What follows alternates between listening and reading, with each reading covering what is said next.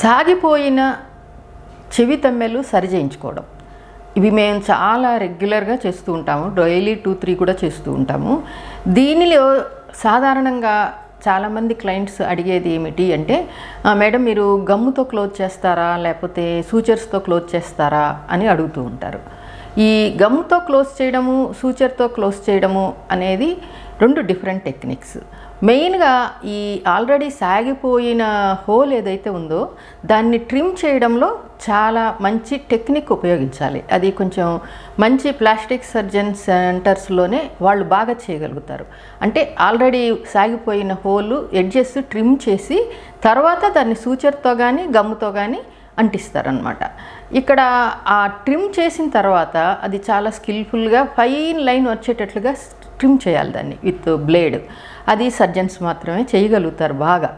ఇంకా ఈ గమ్తో అడ్వాంటేజెస్ ఏంటి అంటే, స్ట్రైట్గా చాలామందికి స్ట్రైట్ లైన్ క్లోజర్ సరిపోతుంది.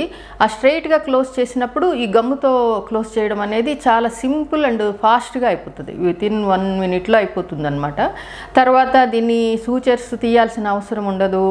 1 week 10 days తర్వాత దాని అంతటా అదే ఊడిపోతుంది.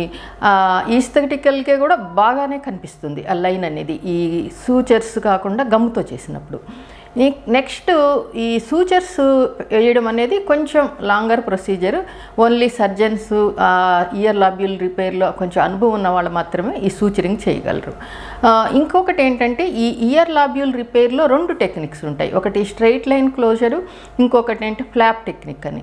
ఈ ఫ్లాప్ టెక్నిక్లో ఏంటి అంటే, ఆల్రెడీ ఎగ్జిస్టింగ్ హోల్ని చిన్నగా ఒక ఫ్లాప్ ద్వారా చేసి మిగిలింది క్లోజ్ చేస్తారనమాట.